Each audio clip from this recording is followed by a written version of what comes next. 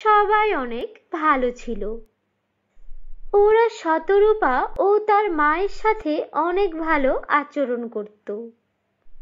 ওদের জীবনে কোনো দুঃখ ছিল না।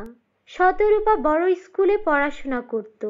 শতরূপা যে স্কুলে পড়তো সেই স্কুলে ওর একটা বান্ধবী ছিল। ওর নাম ছিল রূপসা। রূপসা শতরূপাকে অনেক ভালোবাসতো। ওরা দুজন একসাথে স্কুলে যেত, একসঙ্গে খেলাধুলা করত এবং ওরা একসাথেই বসতো। একদিন শতরূপাদের স্কুলে ওদের ম্যাডাম এসে বলে, শোনো বাচ্চারা, তোমাদের জন্য একটা প্রতিযোগিতার আয়োজন করা হয়েছে। আমি জানি আমাদের মধ্যে তোমরা সবাই অনেক ভালো নাচ পারো, তাই তোমাদের জন্য একটা নাচের প্রতিযোগিতার আয়োজন করা হয়েছে। তোমাদের মধ্যে যে সবচেয়ে ভালো নাচ করতে পারবে তাকে 1,00,000 টাকা পুরস্কার দেওয়া হবে। আশা করি তোমরা সবাই অনেক ভালো নাচ করবে। ঠিক আছে বাচ্চারা, পরবর্তী প্রতিযোগিতার জন্য প্রস্তুত হয়ে যাও। এই বলে ম্যাডাম চলে যায়। শতরূপা ও রূপসা এটা শুনে অনেক খুশি হয়। রূপসা শতরূপার চেয়েও অনেক ভালো নাচ করতে পারত। শতরূপা বলে, রূপসা, তুই তো অনেক ভালো নাচ পারিস। আমার বিশ্বাস এই প্রতিযোগিতায় তুই ফার্স্ট হবি। হ্যাঁ, আমি অনেক ভালো নাচ পারি, কিন্তু আমার তো তেমন সুন্দর কোনো ড্রেস নেই। আমি কি করে নাচ করব? আরে, তুই চিন্তা করিস না। তুই তো জানিস আমি আমার মামার বাড়িতে থাকি। আমার মামাদের অনেক টাকা আছে। আমি মামাকে বলে তোর জন্য একটা ড্রেস এনে দেব। ঠিক আছে, তুই আমার সবচেয়ে ভালো বন্ধু শতরূপা। শতরূপা ও রূপসা কথা বলছিল, তখনই পাশ থেকে মিতু নামের একটা মেয়ে ওদের কথা শুনছিল। আচ্ছা, শতরূপার মহান হওয়ার খুব ইচ্ছে, তাই না? নিজে তো থাকে মামার বাড়ি। কেন রে, তুই প্রতিযোগিতায় নাম দে। এসেছে রূপসা ফার্স্ট হবে, হওয়াচ্ছি তোদের ফার্স্ট। আমি হব নাচে ফার্স্ট। আর এই রূপসাকে তো আমি কিছুতেই প্রথম হতে দেব না। আমি আমার ভাইকে বলে রূপসার একটা ব্যবস্থা করব। তারা এরপর মিতু ওর বাসায় যায় আর ওর ভাইকে বলে, ভাইয়া ভাইয়া, আমাদের স্কুলে একটা নাচের প্রতিযোগিতা আছে। আমি সেই প্রতিযোগিতায় নাম লেখাতে চাই, কিন্তু আমাদের কাছে যে রূপসা আছে ও নাকি প্রতিযোগিতায় অংশ নেবে। আর হ্যাঁ, সত্যি অনেক ভালো নাচে। ও নাচলে তো আমি প্রতিযোগিতায় জিততেই পারবো না। তুমি একটা কাজ করো, তোমার বন্ধুদেরকে সাথে নিয়ে রাস্তায় রূপসাকে আটকে ওর পাটা ভেঙে দাও, যেন ও একদমই নাচতে না পারে। আচ্ছা বোন, কোনো ব্যাপার নয়। তুই তো জানিস আমার বন্ধুরা মারামারিতে অনেক এক্সপার্ট। এই রূপসার পা আমরা আজই ভেঙে দেব। মিতু অনেক খুশি হয়। তারপর মিতুর ভাই যখন ওদের ক্লাস শেষ হয়, রাস্তায় অপেক্ষা করতে থাকে। সে শতরূপা ও রূপসার আসার পথে রূপসাকে পথ আটকায়। তারপর রূপসার পায়ে একটা লাঠি দিয়ে অনেক জোরে আঘাত করে, যার কারণে রূপসার পা ভেঙে যায় আর অনেক রক্ত পড়তে শুরু করে। শতরূপা অনেক থামানোর চেষ্টা করে, কিন্তু ওরা কারো কথাই শোনে না। এভাবে রূপসার পা ভেঙে দিয়ে মিতুর ভাই সেখান থেকে চলে যায়। এরপর শতরূপা তাড়াতাড়ি করে রূপসাকে হাসপাতালে ভর্তি করে। রূপসা ছিল অনাথ মেয়ে। রূপসার বাবা মা কেউ ছিল না। রূপসা ওর বুড়ো দাদির সঙ্গে বাস করত।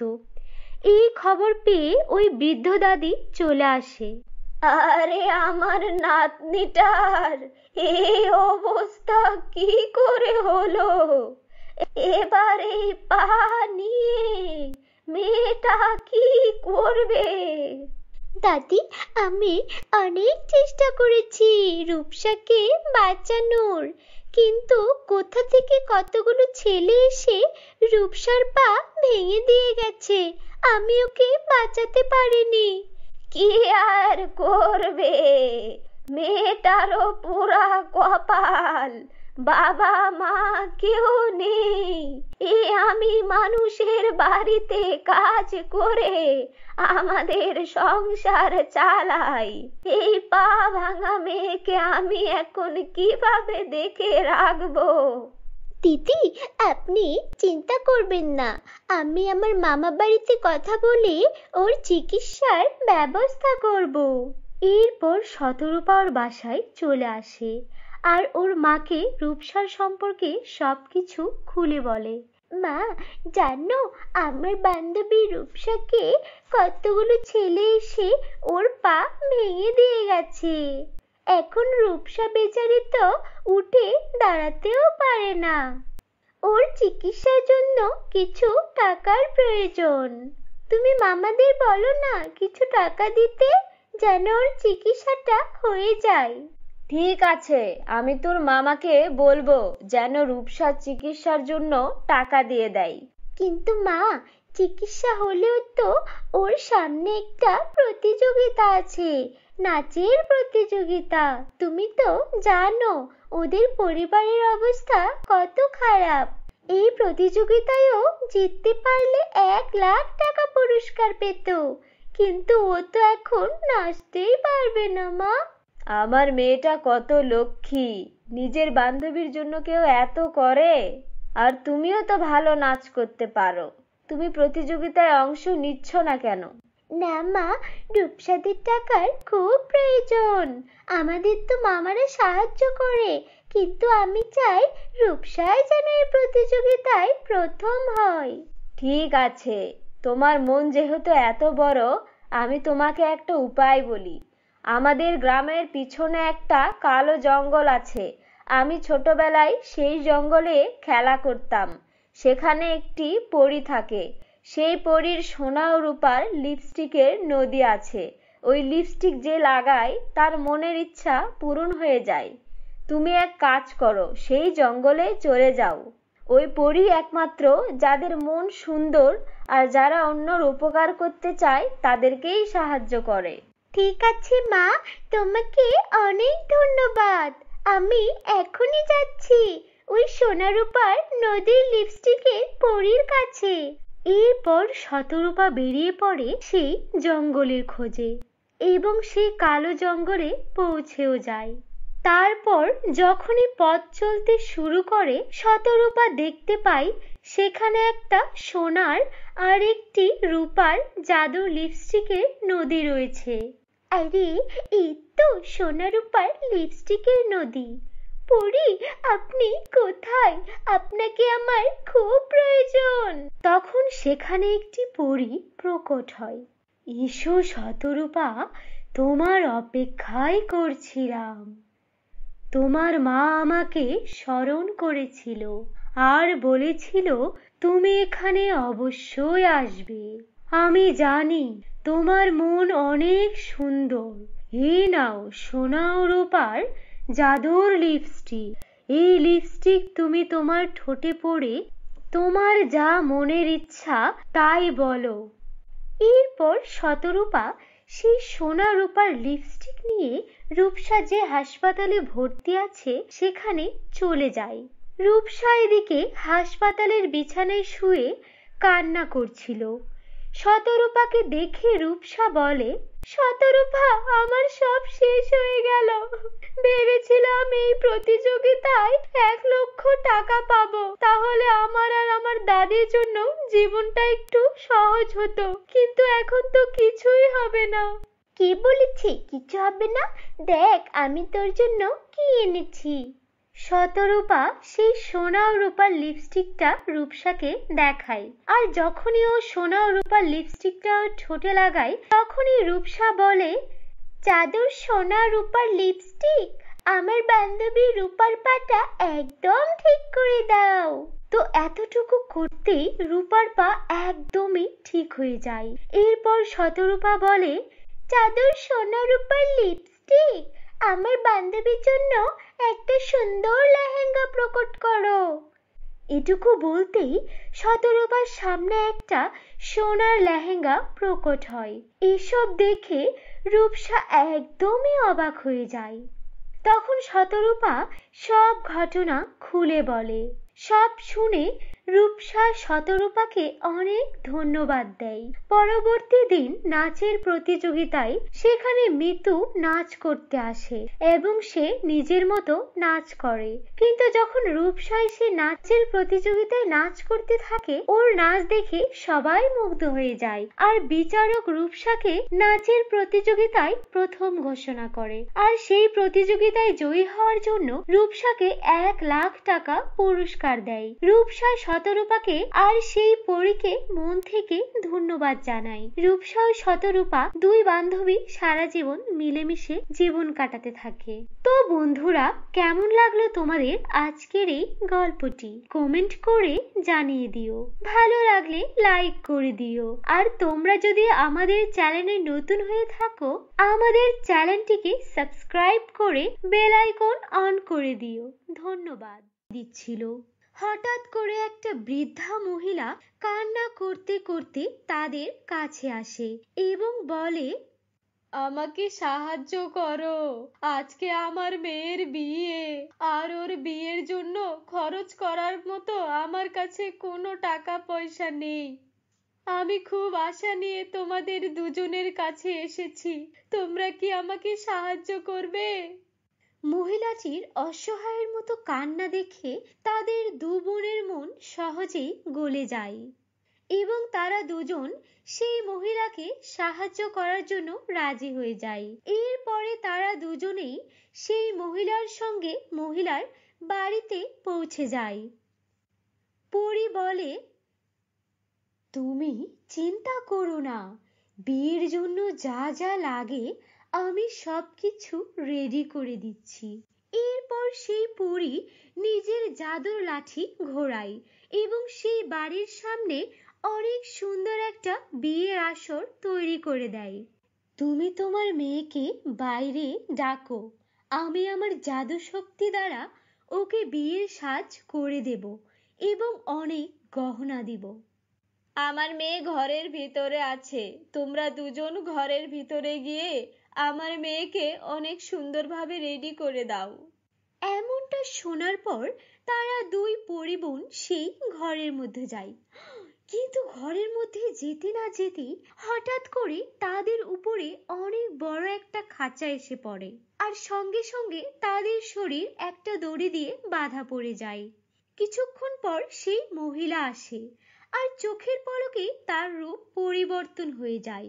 সে খুব ভয়ঙ্কর একটা জাদুকর্ণীর রূপ নেয়। মনে আছে তোমাদের কয়েক মাস আগে আমার মনে আছে তোমরা কয়েকদিন আগে আমার মেয়েকে আগুনে পুড়িয়ে মেরেছিলে? এর কারণে আমি তোমাদেরকে এখানে নিয়ে এসেছি। এখন তোমাদের দুজনকে মেরে আমি আমার মেয়ের মৃত্যুর প্রতিশোধ নেব। আচ্ছা, তুই চম্পা জাদুকর্ণীর মা, তাই তো? শুনে রাখ, তোর মেয়ে ছিল অনেক দুষ্টু। ও ছিল খুব নির্দয় একজন জাদুকর্ণী। জানি না কত মানুষকে মেরে ফেলেছে ওর বলি দিয়ে, আর ওকে আগুনে পুড়িয়ে আমরা অনেক ভালো কাজ করেছি, অনেক মানুষের উপকার করেছি। ভালোভাবে বলছি, ছেড়ে দে আমাদেরকে, নয়তো তোর পরিণতিও খারাপ হবে। তোর মেয়ের মতো তুইও আগুনে ঝলসে মরবি। তোদের যত ইচ্ছা তত শক্তি খাটিয়ে নে, কিন্তু কখনো এই খাঁচা থেকে বাইরে বের হতে পারবি না, বুঝলি? আমি কিছুক্ষণের জন্য জঙ্গলে যাচ্ছি। ওই জঙ্গলে বসবাসকারী যত জাদুকর্ণী আছে আমি সবাইকে ডেকে আনবো, আর আমরা সবাই মিলে তোদের দুজনকে কুচি কুচি করে খাবো। আর তোদের শরীরের যত মাংস আছে সব আগুনে পোড়াবো। এমনটা বলে হিমা জাদুকর্ণী সেখান থেকে চলে যায়। অন্যদিকে এক পরী আরেক পরীকে বলে, আমাদেরকে খুব তাড়াতাড়ি কিছু না কিছু একটা করতে হবে। যদি ওরা অনেকগুলো জাদুকর্ণী একসাথে চলে আসে তাহলে আমরা কিছুই করতে পারবো না। এরপর সেই দুই পরী সেই খাঁচা থেকে বেরোনোর অনেক চেষ্টা করে, কিন্তু দুর্ভাগ্যবশত তারা দুজনই ছিল জাদুর দড়ি দিয়ে বাঁধা, যার কারণে সেখানে তারা ব্যর্থ হয়। তাদের নিজেদের বাঁধন খুলতে পারে না, আর সেই খাঁচা থেকে বেরও হতে পারে না। কিছুক্ষণ পর অনিমা নামের একটা মেয়ে নিজের মাথাতে কিছু কাঠের টুকরো নিয়ে সেই বাড়ির পাশ দিয়ে যাচ্ছিল। তখন হঠাৎ করে সে দুজন পরীর চিৎকারের শব্দ শুনতে পায়। সে অনেক কৌতূহলী হয় এবং সে দ্রুত সেই বাড়ির ভিতরে প্রবেশ করে। আর নিজের চোখের সামনে দুইজন পরীকে এভাবে একটা খাঁচার মধ্যে বন্দি দেখতে পেয়ে অনিমার চোখ একদম ছানা বড়া হয়ে যায়। ও মেয়ে, শোনো, আমি একটি দুষ্ট জাদুকর্ণী আমাদেরকে এই খাঁচার মধ্যে বন্দি করে রেখেছে। জাদুকর্ণী আমাদেরকে মেরে আমাদেরকে বলি দিতে চাই। প্লিজ তুমি একটু দয়া করো, তুমি তাড়াতাড়ি আমাদেরকে এই খাঁচা থেকে বাইরে বের করে দাও। আর হ্যাঁ, আমাদের সোনার চুল রয়েছে, আর এটা কোনো সাধারণ চুল নয়, এটা জাদুর চুল। তুমি এক কাজ করো, আমাদের চুলগুলো কেটে নাও এবং এই চুলগুলো দিয়ে একটা বিনুনি তৈরি করো, আর সেই বিনুনি নিজের মাথার সঙ্গে লাগিয়ে নাও। তাহলে আমাদের সকল জাদু শক্তি তোমার শরীরে চলে যাবে। এমনটা শুনে অনিমা একটা ছোট কাঁচির ব্যবস্থা করে এবং সেই কাঁচি দিয়ে সেই দুই পরীর চুলগুলো কেটে নেয় এবং সেগুলো এক জায়গায় করতে শুরু করে। এরপর অনিমা তাদের দুজনের চুলগুলো কেটে অনেক বড় একটা বিনুনি তৈরি করে। এরপর অনিমা সেই চুলগুলো নিজের চুলের সঙ্গে জোড়া লাগিয়ে নেয়। কিছুক্ষণের মধ্যে অনিমার শরীরেও অনেক জাদুশক্তি চলে আসে। এখন আমি তোমাদের দুজনকে খুব সহজেই এই বন্দি দশা থেকে মুক্তি করে দেব। তোমরা ভেবো না পরী, ভয় পেও না। এমনটা বলার পর অনিমা সেই খাঁচাটিকে ভাঙার জন্য সামনে এগোয়, কিন্তু তখন হঠাৎ করেই সেই দুষ্ট জাদুকর্ণী তার সঙ্গে আরো 5টি জাদুকর্ণীকে সঙ্গে নিয়ে হাজির হয়ে যায়। আরে এটা কি? এই মেয়ে তো পরীদেরকে বাইরে বের করার চেষ্টা করছে। শোন মেয়ে, তুই এখানে এসে অনেক বড় ভুল করেছিস। এখন আমরা তো তোকে আর জীবিত ছাড়বো না। চলো সবাই মিলে মেয়েটাকে মেরে ফেলবো। হঠাৎ করেই সেই মেয়েটি অর্থাৎ অনিমা তার জাদুর চুল থেকে কিছুটা চুল ছিঁড়ে নেয় এবং সেগুলো সে সেই জাদুকরী এবং তার সঙ্গীদের উপরে ফেলে দেয়। আর এর পরের মুহূর্তেই সেই জাদু চুলের শক্তিতে সে সকল জাদুকর্ণীদের আকৃতি অনেক ছোট হয়ে যায়। আরে এ তো দেখছি এই মেয়েটা তো আমাদের থেকেও অনেক বড় জাদুকর্ণী। এক মুহূর্তে আমাদের শরীর এতটা ছোট করে দিল। আমাদেরকে দেখতে খুব বেটে লাগছে। হিমা, তুই আমাদেরকে এই বিপদের মুখে ফেলে দিলি। হ্যাঁ রে, তুই ঠিক বলেছিস। এই হিমার কথা মেনে নেওয়া আমাদের একদমই উচিত হয়নি। আরে চল সবাই কি দেখছিস? এখান থেকে তাড়াতাড়ি পালিয়ে চল, নয়তো মেয়েটা আমাদেরকে জানে মেরে ফেলবে। কিন্তু ঠিক তখনই অনিমা সেই জাদুকর্ণী এবং তার সঙ্গীদেরকে ধরে নেয় আর তাদের হাত ধরে এক একটা হাত সেই বাড়ির বাইরে একটা গাছের সাথে বেঁধে তাদেরকে সেই গাছের সঙ্গে ঝুলিয়ে দেয়। এরপর অনিমা নিজের জাদু শক্তির দ্বারা সেখানে অনেক বড় একটা মশাল হাজির করে এবং সেই মশালের সাহায্য সে সেই সকল জাদুকর্ণীর গায়ে আগুন জ্বালিয়ে দেয়। আর দেখতে দেখতেই সকল জাদুকর্ণীরা পুড়ে একদম ছাই হয়ে যায়, তাদের অস্তিত্ব বলে আর কিছুই থাকে না। এরপর অনিমা সেই বন্দি দশা থেকে দুই পরীকে মুক্তি করে। তাদের কারণে, তোমার কারণে আমাদের দুই বোনের জীবন বেঁচেছে।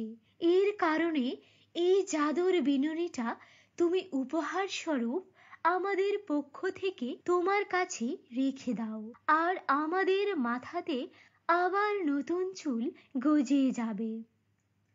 এরপর তাড়াতাড়ি পরিবন আবারও পরিলোকে ফিরে যায়। অন্যদিকে জাদুর সেই বিনুনি পাওয়ার কারণে অনিমার জীবন পুরোপুরিভাবে পরিবর্তন হয়ে যায় এবং সে শুধু নিজের একার জন্য সেই জাদু শক্তির ব্যবহার করেনি, সে নিজের জন্য এবং সকল অসহায় মানুষের জন্য সেই জাদু শক্তির ব্যবহার করেছে। এরপর অনিমা বড়লোক হয়ে যায় এবং হাসি খুশিতে নিজের জীবন কাটায়। তো বন্ধুরা, কেমন লাগলো তোমাদের আজকের এই গল্পটি? কমেন্ট করে জানিয়ে দিও। ভালো লাগলে লাইক করে দিও।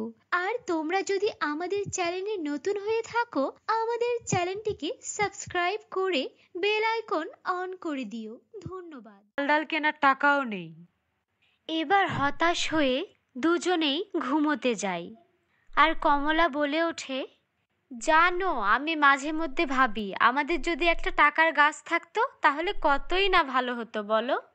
হা হা হা, এমন স্বপ্ন তো আমিও দেখি বউ। সত্যি সত্যি যদি এমন হতো তাহলে তো আর কোনো চিন্তাই থাকতো না। গাছ লাগাতাম আর প্রতিদিন টাকা গুনতাম, কতই না ভালো হতো। হা হা হা হা। সৃষ্টিকর্তা কি আমাদের দিকে দেখবে না, নাকি এভাবেই আমরা একদিন না খেতে পেয়ে মরবো? তুমি একদম চিন্তা করো না বউ, সৃষ্টিকর্তার উপর বিশ্বাস রাখো, দেখবে তিনি একটা না একটা ব্যবস্থা ঠিক করে দিয়েছে।